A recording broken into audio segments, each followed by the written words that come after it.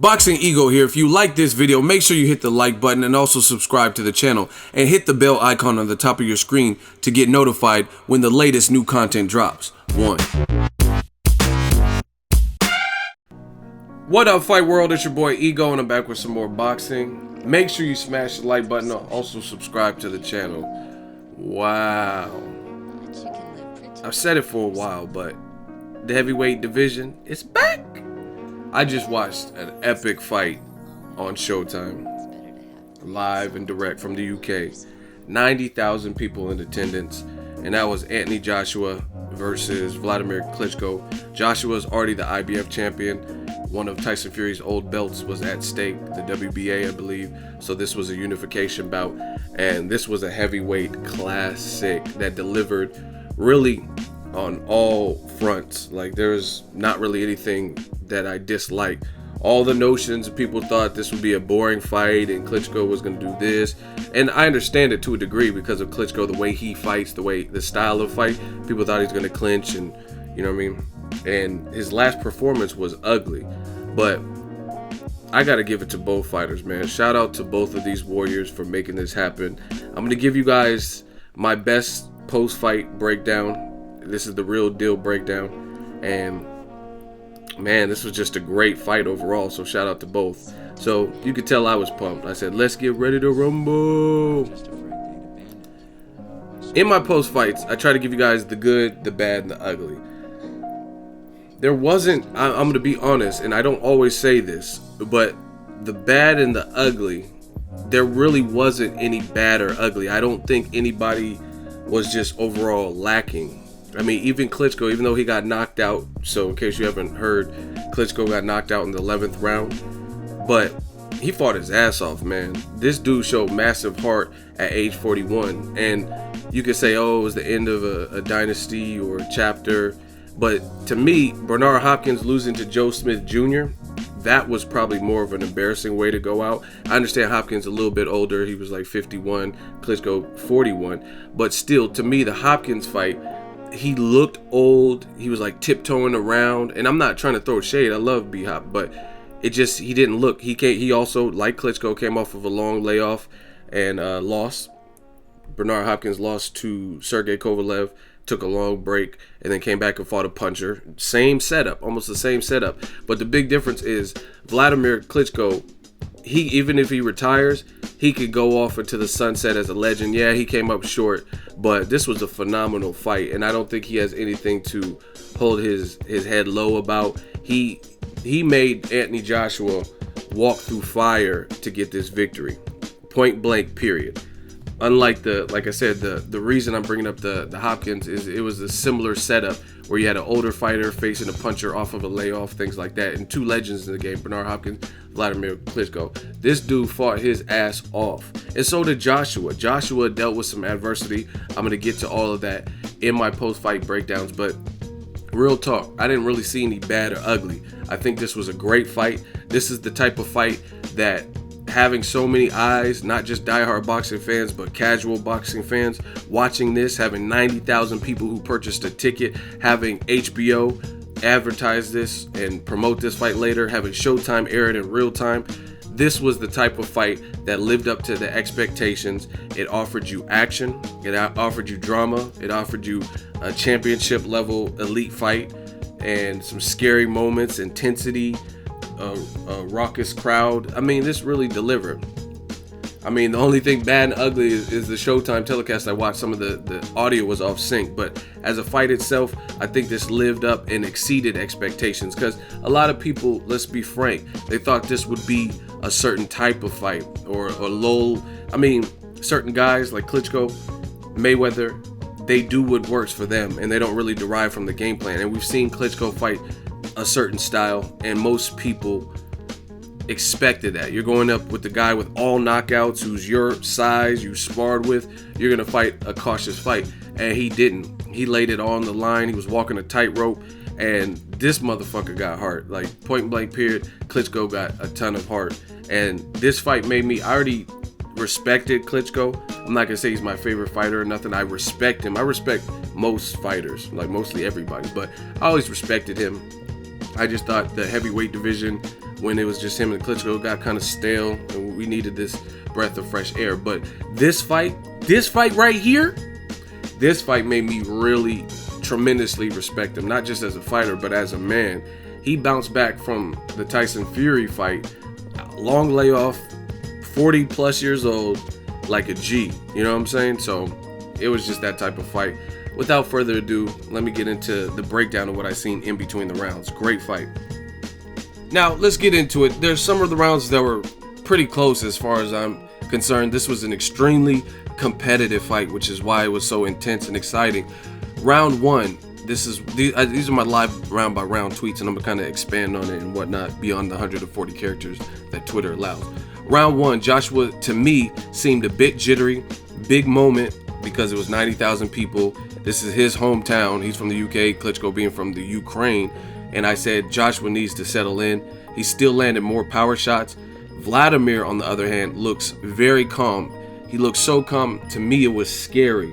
It was scary how, one, Klitschko had his hands pretty low. His left hand looked pretty low. And I know he fights like that, but a guy equal size, he just looked really relaxed.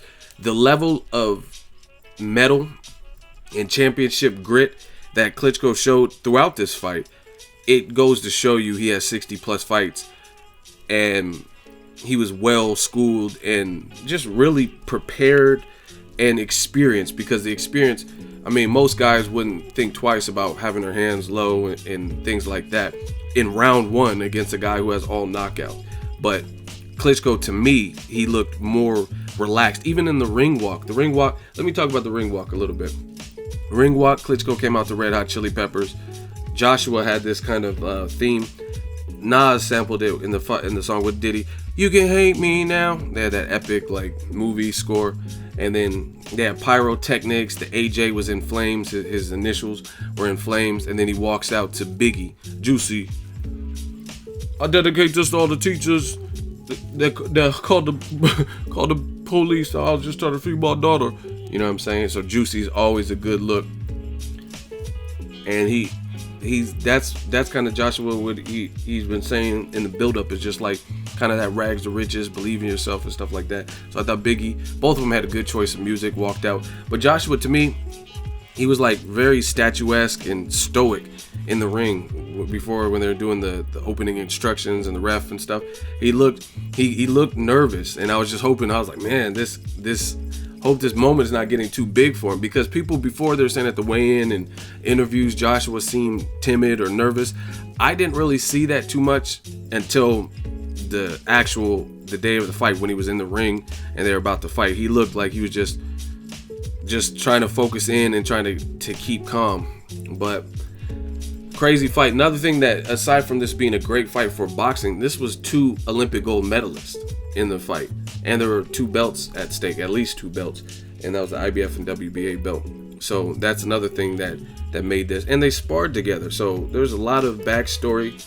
2 gold medalists, 2 guys who have sparred. So it's going to be like, what have you learned from Mr. Miyagi? What did Daniel-san learn a couple years back when Klitschko brought him into the training camp? Now, round 2, very close. It was a pretty close round. It was a jab contest in the center of the ring. Both fighters definitely paid each other respect, and they knew they couldn't make any mistakes. So I think they were just kind of jabbing in the center of the ring. I say Klitschko opened the round with a very nice right hand that popped AJ's head back. And it was like there was multiple rounds where Klitschko, he didn't hesitate, and he just pulled the trigger, bop, bop, hit him with the 1-2 or hit him with the right, and it like snapped AJ's head back. Not a good start. You know what I mean? You don't want to start the round. You're like, bop, whoa, shit. And then I said AJ was the aggressor. So that was a very close round, round 2. And there was a couple rounds like that to me where it was like, you know what I'm saying? It could have went either way. I wouldn't have been mad at that. Joshua trying to land that right, barely missed an uppercut. And this is the thing. The uppercut actually set up the knockout later, which we'll get to. But I seen the uppercut with Klitschko's, the way his hands were low and stuff like that, and him. It's weird because this is extremely weird. I don't know if it was the shoes. I don't know if they were wearing little block shoes or whatever to intimidate. But there were certain times where Joshua, before, Like, let's say when Klitschko hopped in the ring after Joshua beat Eric Molina, let's say Joshua looked bigger and taller then. And then at yesterday's weigh-in, Klitschko looked massively taller than Joshua. He looked like he was almost like 2 inches taller, even though they're both listed at 6'6". And then tonight, it looked like Joshua might have been taller than Klitschko. So it was really weird to see that. It was like a Freaky Friday type deal where depending on what day it was, one person looked much taller and then the other person looked shorter. And sometimes they looked like dead even. It was just really weird. I don't know what kind of shoes they were wearing, high heels or what they were doing, but it just was weird that they kept trading off where one person looked marked and like noticeably taller. But anyway, Joshua was trying to land his right hand. He barely missed the uppercut. I seen it all night, and I said Klitschko had a good bounce in round 3.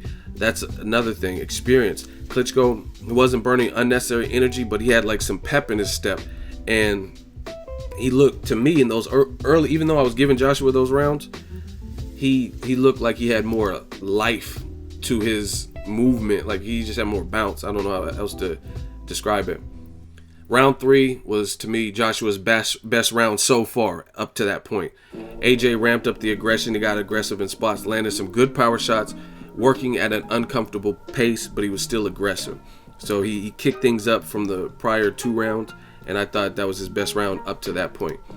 And I said, for the record, I gave Joshua the first 3 rounds. Round 2 was a swing round, and I wouldn't be mad if someone gave it to Klitschko. That's just kind of how I seen it. It was a tight fight. There were some swing rounds where you really can't, unless you're just overly biased for one guy, you can't be mad if somebody, it wouldn't have been a robbery if somebody gave Klitschko round 2, or if someone gave Joshua. There were some close rounds in there.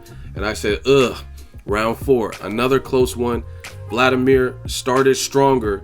He had a very nice 1-2. The problem that I kept telling you, Joshua would start the round and Klitschko was bop, bop, hitting him with the right to start the round. But Joshua finished stronger than Klitschko in that round 4, and he landed a very nice right and a good body shot. As I think Wladimir was maybe retreating backwards, he connected a good body shot. And you see right here, I said round 5 was nuts. Round 5 was a crazy round. One of the best rounds of the year or whatnot that I remember in 2017. Very, very good round. And you know I give it to you guys real, uncut. I'm like cocaina. Like I give you that pure, that raw, that uncut, unfiltered. I said that might be a 10-9 round because the way. So what happened? Joshua hurt Klitschko badly, knocked him down. Klitschko was like kind of falling all over the place. But what Klitschko did was the mark of a true champion, an elite fighter, and somebody who was, like he said, hashtag obsessed. He did not want to lose this fight. Round 5, badly hurt. A guy who's younger, fresher, not in terms of, I told you, Klitschko had more bounce in his step, but I mean fresher in terms of he doesn't have the career you have. He's never been knocked out in the pro fight. He has not had 60 plus fights like Klitschko, so he's the youthful guy, right? Klitschko got back up man style and started battling back, and he seemed to wilt Joshua and hurt Joshua at the closing of round 5. Epic round. Joshua needs to work on that. See, the situation from the way I seen it, what happened was he made a rookie mistake. Joshua made a rookie mistake. And the rookie mistake was he failed to realize in that moment, and it could have cost him. Luckily it didn't. He won the fight, but it could have cost him, and hopefully he'll learn and grow from this. But the rookie mistake was you're in somebody who's notably better than anyone you've ever fought as a pro. This was not Charles Martin. This is not Eric Molina. So going in for the kill, you still got to be respectful and you still got to be smart. And that's what Joshua has to learn within time. You know what I mean? Maybe these experiences will help him. I think an example from my boxing brain that comes to mind is Floyd Mayweather. As he moved up, he started fighting bigger guys. He hurt Cotto badly in the 12th round. Go back and watch the fight. Landed a sneaky uppercut. Cotto wasn't expecting it with his high guard or whatever. And bop up the center. Hurt Cotto. And Mayweather stepped on the gas to maybe try to rally to get him out of there. But he seen Cotto was still alive enough and alert enough to the point where if he pressed it, it could be bad or it could lessen his performance. You know what I mean? In the terms of he wasn't ready to all the way ready to go. Mayweather, again, as he moved up, he started fighting bigger guys, so the knockouts aren't going to come necessarily as easy because you're fighting at 54, right? You're not fighting guys when you were destroying Arturo Gatti, rest in peace, things like that. So Mayweather, having the boxing IQ that he does have, he pushed on the gas a little bit, but he knew when to withdraw and to ease up. Like, okay. You know what I'm saying? It's like kind of like a train's coming. You see the train tracks, you're a little bit too far out, and you try to dart your car across the train tracks, and then you see the trains getting close and the guards are coming down. I mean, are you really going to chance it and possibly get stuck on the train tracks while you're in your car? It's not worth it.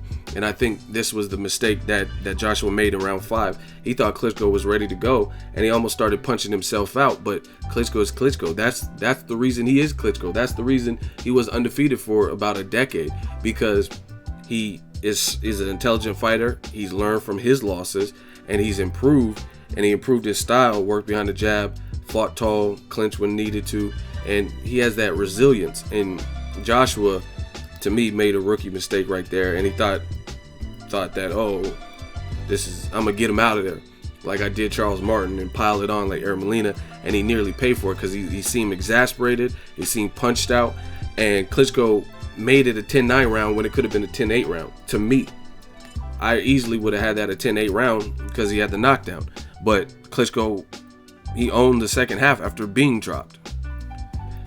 Another great round 6. And I said, wow, Klitschko dropped Joshua. First time he was been dropped in his pro career, round 6. I knew this was a possibility because Klitschko's crafty, and Joshua got knocked down by Dillian White. So Dillian White, who, you know, he's a big sized dude, but he doesn't have the experience of Klitschko. And if he's able to drop you with his power, then someone who's 6'6", 240 can easily drop you too.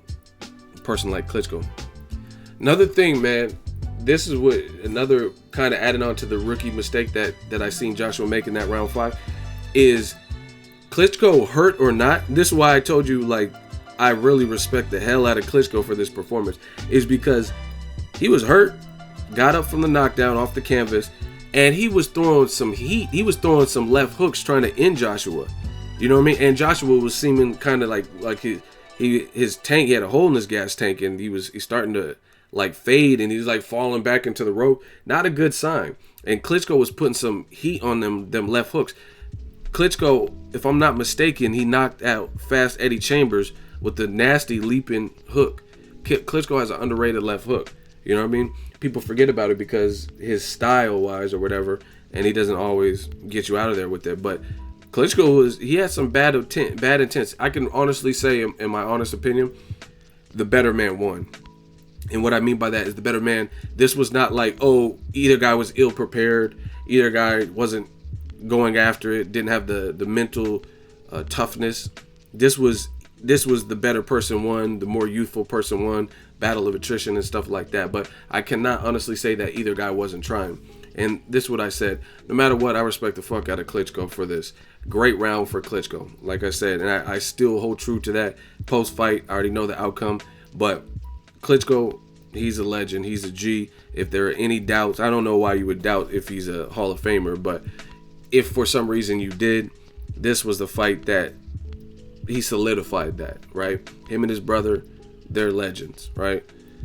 That was a hell of a turn of events, from getting knocked down to making it a 10-9 round, then knocking down a guy who's bigger than you, a guy who weighed 10 pounds more than you the day before, a guy who just hurt you. Incredible stuff, man. This is why I love boxing so much. I really, and I'm saying this, I'm not saying this for, I don't have to, I get enough views. You know what I mean? I'm not saying this for views or for people to feel sorry for Klitschko. I'm telling you how I feel from the bottom of my heart as a boxing fan. I really respect what Klitschko did as a man, not even just as a fighter. Like I said, round 7, Klitschko, he dictated the pace. And see, this is right, and this is the funny thing, that Joshua needs to watch the tape and learn from this. Because how do you go from round 5 dropping Klitschko to having Klitschko come back in that same round, right? Same round, and making it a 10-9 round in my book, then dropping you in round 6 and clearly winning that, And you look at it, round 5 and 6, they both dropped each other, but Klitschko's was better because his was a full 10-8 round, and Joshua didn't recover to the point where he made it a 10-9 round, right? So Joshua needs to learn from these types of fights, and I think this is the type of fight that'll do it. Go back, watch the tape and stuff like that, because it's weird. How do you go from knocking your opponent down to actually evening up the round to make it a 10-9 round, basically, where he would have won the round minus the knockdown, to getting knocked down, and then in round 7, Klitschko started dictating, and again the experience kicked up and kicked in, and Klitschko started dictating the pace. He was busier, he was the ring general. Joshua was trying to bait Klitschko, and it wasn't working. He kept talking. I don't think that was a good plan for Joshua too, because when you got adrenaline and you know you're losing the last couple of rounds, or you got dropped for the first time in your pro career in front of your crowd, that talking, what is that doing? You know what I mean? And I'm not a fan. I'm a huge fan of showmanship. One of my favorite fighters in the, actually almost all of the fighters that I really like have that bravado, that showmanship. Roy Jones being like one of my favorite fighters of all time. He would do that. He would do the talking, and I remember, what was it, David Telasco or whatever, the Puerto Rican dude with braids. They were talking to each other, taunting each other. Vinny Pazienza and Roy Jones Jr. I have no problem with the showmanship, with the talking. I wouldn't grab the rope. I would chicken fight. I don't care. Like, do all that. That's great. Pensacola, all that. Do all that in the ring, but only when you got the bull by the horns and you're winning. And I thought from round 5 late after the knockdown, round 6, and even round 7, it was turning to the Klitschko tide, and Joshua was trying to bait him in. Klitschko's too smart for that. He's not going to just allow you to just talk him into your game plan. They're like, oh, hey, you a punk. Oh, your mama's a hoe. Like, and then he's just, you know what I mean? And he's going to just like fall for that. I'm sure he's been around some of the best trash talkers. I think his brother got slapped. You know what I mean? These dudes have been around the block. His brother got slapped by Chisora or whoever. Shannon Briggs was talking about his brother. So he's been there himself or seen it. You don't have 60 plus fights with one type of personality. So I think Joshua, that mental, like trying to talk, you're just wasting kind of breath, energy, focus. And it was to no avail. I said, can't say Klitschko is in a boring fight now. This is great. Emoji. I mean, a lot of people had questions if this was going to be a boring fight. To me, it exceeded expectations. I didn't even expect it to be this. You know what I mean? Like, I didn't expect it to be this, like, back and forth and drama, high action. Great stuff. This is a great fight for heavyweight division with this much coverage, 90,000 in attendance, Sky Sports, Showtime, HBO, all picking it up. I think this was a great model fight for boxing, and for so many eyes on this particular fight. I think boxing came up with this one. This was a great spectacle. Again, this is what AJ can learn from. And like I said, I'm not going to do my traditional bad and ugly, because I think this is just learning curves, and Joshua still was able to pull the trigger and get it done. And I'm definitely not going to badmouth Klitschko after that performance. He really impressed me. So Klitschko was killing AJ with the 1-2, bop bop. AJ, to me, needed some head movement, and he needed an answer for that, and quick, because Klitschko, again, he was off the back foot. He was still pretty good, but when he was coming forward, like kind of dictating the pace and getting off first, that wasn't a good look for Joshua. And I said tight round 8. Joshua started better. Klitschko finished better. Klitschko was jabbing him, jab, jab, jab, touch, touch, hit him with the 1-2. And Joshua really didn't have a solid answer for that, right? This was when things started to shift back to Joshua's side. Good round 9 for Joshua. He gave it to him. He had more pep in his step. Very good aggression. He got aggressive in that. And he landed a very good body shot, better power shot. So I thought round 9, he started to come alive again, because, like I said, after he knocked down Klitschko, it started to shift the whole momentum. But I think he kind of took a stand, and that was a huge statement round for him to let Klitschko know, like, hey, I'm still beating up your body. And the other problem I had with what Joshua did was he was headhunting. I don't know what it is about young fighters, but why are you headhunting? Yes, Klitschko's been knocked out 3 times or whatever it's been. He's been knocked out before. Corey Sanders, Lamont Brewster, all that, great. But why are you headhunting a 41-year-old man? You know what I'm saying? You should be if anything, abusing that man's body, because being on this earth 40 plus years, go to them guts, and that's going to show you if you feel young again. You know what I'm saying? Because there's certain things, some guys recover from a headshot, just like Tim Bradley versus Brandon Rios. Brandon Rios, he could take an excellent shot upstairs, pause. But Tim Bradley, not even a big notable puncher at welterweight, stopped Brandon Rios with Teddy Atlas and him having a genius game plan to abuse his body. He abused Brandon Rios' body and all that stuff when Brandon Rios, whatever he was doing in his offseason, trying to get the Kilbrook fight and that failing, and 8 months on the couch and eating however he wanted, maybe not doing road work during that time because he didn't have an actual signed fight. See, that's the thing. Fighters got to learn. That's why it's better to stay ready so you don't have to get ready. Don't start training like you start training more intensely, like ramp up the intensity, but doesn't mean you have to be in terrible shape and have a fat camp and stuff like that. Just be ready. If you're a professional fighter still active, just try to stay somewhat ready. But Brandon Rios was made to pay for whatever he did in his offseason, those 8 months, whether he was drinking beer or whatever he was doing, if he smoked cigarette, whatever. I don't know. I don't know what Brandon Rios was doing, but again, a guy who doesn't even have the most power, and Tim Bradley executed a great game plan and went to the body. Klitschko is 41 years old. There's no 41-year-old that's going to like no one likes body shots in general, but especially if you're 40, 50 years old, why are you headhunting? The body is more of you can actually use some head movement. You can't really you can move your whole body, but you can't move your rib cage, and you know what I'm saying, and contort your body like that. So to me, the body's more of a stationary target, and somebody who's 41 will feel the wrath. And when Joshua came alive with his body work, that might have been the key to setting up the knockout later, slowing Klitschko down just a tad, just a touch, just a step. Round 10, swing round, seemed pretty even to me. I had the whole fight going pretty even. And you guys see it. 7 reasons. Your boy is back, man. 7 reasons. Came up short, Garcia Thurman. But I'm going to tell you like this. It's really not even about me right now. The 7 reasons, I enjoy doing it, whether I'm right or wrong. I'm telling you in all sincerity, it doesn't hurt me. I mean, my paycheck, I still get a paycheck whether I'm right or wrong on it. People enjoy my insight and me breaking down fights. That's great. People enjoy when I'm wrong. That's great. It doesn't stop this train. But I say this in all sincerity. I picked Anthony Joshua, 7 reasons. I said late stoppage, so I'm back on the winning side.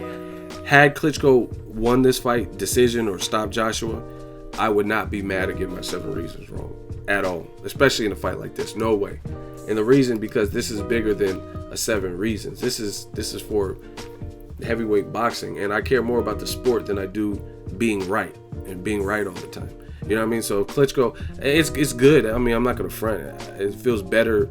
I don't like to lose. So, you know what I mean? I'm glad I got my prediction right. But at the same time, had Klitschko won, I wouldn't have even been mad. I would have been happy because of the type of fight that they both presented to me, that my eyes witnessed. I would love to have been there in the UK. I used to live in England. I'm definitely going back. The UK is lit as hell. And I said amazing fight. Salute to both of these warriors. Joshua Klitschko got 23 retweets, some likes. Great fight, man. Showtime killing. Showtime aired this first. Sky Sports killing. Anthony Joshua, he's one of the new faces around boxing that, you know what I mean, he went through hell for this. And there's some things Klitschko did probably wrong, but I mean, I thought Klitschko fought a very good fight. Very humble post-fight speech by Wladimir Klitschko. I enjoy this, man. Joshua's post-fight, he didn't really say nothing bad. He just said, I'm not going to give him too much respect because he might want to rematch me, but I appreciate anyone that laces him up, and it was great stuff. Joshua got it done. 11th round. Showtime's winning, man. They aired it live, real time. I mean, it's great if you don't have Showtime and you catch the rerun on HBO. Joshua post-fight said, I'm going to improve. Nobody's perfect. He also said, when you go to the trenches, that's where you find out who you really are. And this, I agree 100% with that statement, because we had to find out who Joshua was. Them rounds 5, 6, and 7, things weren't really going his way. Looking shaky, baby. It was getting kind of shaky. It was a very close fight. He pulled the trigger and got it done. Now, let me talk about the stoppage. The the stoppage was disgusting in terms of how it was set up. Joshua landed a mean ass uppercut that was just like abusive, and you see the Wladimir Klitschko's head whip up like he just. You remember The Last Dragon when Bruce Leroy came out of the water after Shonuff was like, "Who is the master?" Yeah, and then the final end scene, his hair whips back and he got the glow and he's like, "I am." That's how Klitschko's head, but he didn't have the glow right there. His glow got deluminated right there. The uppercut was vicious, man. And then Joshua just kind of piled it on. I don't know why anybody was complaining about the stoppage, but it was a rightful stoppage. He got dropped, I think, 2 times in that round. And it was just, I mean, he's in there with the powerhouse. And he got hurt. He is hurt. He's 41-year-old, and he wasn't really. He was just trying to evade and stuff. But I give Klitschko credit, man, because Klitschko, after this first knockdown, man, he came back something fierce, and even the uppercut. Like, to be honest, I didn't know Klitschko. See, and this is what I told people. I told people that in the heavyweight division, these dudes that are 240, 250, 260, any shot can hurt any of them. So I think the whole heavyweight chins is a myth. If big ass Anthony Joshua or Klitschko or Deontay Wilder or Ortiz punch you right, it's gonna hurt. You know what I mean? Even less, you know what I mean, like lesser known punchers or threats in the division. Tony Thompson, that dude's like 6'5", and he's big. If he punches you, like especially like an average Joe, if he punches you, it's gonna hurt. I guarantee you. So I think I told people, the whole chin thing is kind of a myth in the heavyweight division. Some people have noticeably better chins, or they can, like Bermane Stivern's chin was mean. He took some mean shots from Deontay Wilder, but I mean, you get hit right by one of these dudes, it's gonna hurt. But to me, Klitschko's chin actually held up better, because even in the stoppage, I thought he ate the shot, really. You know what I'm saying? I mean, he was hurt, but he ate it better than I expected him at 41 to. Because when he fought, it was a nicely landed shot and everything. And we know Joshua's power. To me, Joshua has more power than the late Corey Sanders, rest in peace, and Lamont Brewster.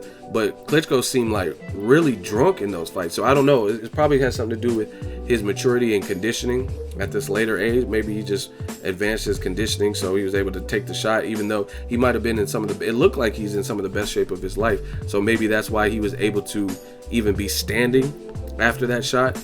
But this was a phenomenal fight, man, and I thoroughly enjoyed it. I don't know if they'll do a rematch, but the internet should be talking about it. This man, he earned that. He really earned that. That was an incredible fight. All the people who say that boxing is dead, eat your heart out, because this well, I know we weren't dead, but this definitely revived it, if anything. So it might be the end of a dynasty and an era with Klitschko. Joshua, even with his flukes, he was still able to get it done. There's a lot of interest in every fight. Tyson Fury, that's not a walkover fight for Joshua, because Tyson Fury is a bit bigger than Klitschko. He can box, and that's what I told people about Tyson Fury's ability to box. He's a better boxer than people give him credit for, because you see how Klitschko, when he started getting into a rhythm, you've seen how good he could be and whatnot. I mean, obviously he was super motivated for this fight, but still, I mean, it makes me wonder, like, this Klitschko that showed up today, anyone in the heavyweight division would have had their hands full with this version of Klitschko. He was in shape. He was fighting off of heart and pride. He was great jab, great 1-2. You know what I mean? It makes me wonder, like, where was this Klitschko when he fought Tyson Fury? I thought that could have been far more. I picked Klitschko, I believe. I thought that could have been far more competitive, but he let Tyson Fury get in the rhythm. So you got to give credit to Tyson Fury for his victory. But this was a far more entertaining fight. But there's great fights out there for Joshua, Deontay Wilder, Luis King Kong Ortiz, and these are all dangerous fights. All these top level fights. Joseph Parker, I'm not gonna say he's the easiest, but he's the newest champion, so maybe that's something. Joseph Parker wasn't mandatory for Joshua, so maybe that's something they should pursue. I would pursue that over Deontay Wilder and Ortiz, because I think those are bigger threats, even Tyson Fury. But I don't know, because Tyson Fury's out of shape. Speaking of shape, I gotta add this. To me, I think Joshua, I told you this in my reaction video to the weigh-in, I think he has to come down and weight a little bit. I thought he was a little too hefty in this fight. Like, he looked big. He always looks big, pause, but he looked massive in this particular fight. And Klitschko came in 10 pounds lighter. He was moving, had more bounce, and even when hurt, he seemed to fatigue less than Joshua seemed. I've noticed this in a couple of Joshua fights where he seems like a bit fatigued at portions. He just looked a little bit too big to me in this fight, and he could have been made to pay in rounds 5 and 6 badly, because he looked in bad shape in those rounds. But like he says, that's what brings the best out of you, I guess, and develops and shows your true character. So he still got it done, but I think his target range and weight should be a little bit smaller, like it was in other fights, 242, 245, somewhere around there. But great performance by Joshua, great performance by Klitschko, even though he came up short.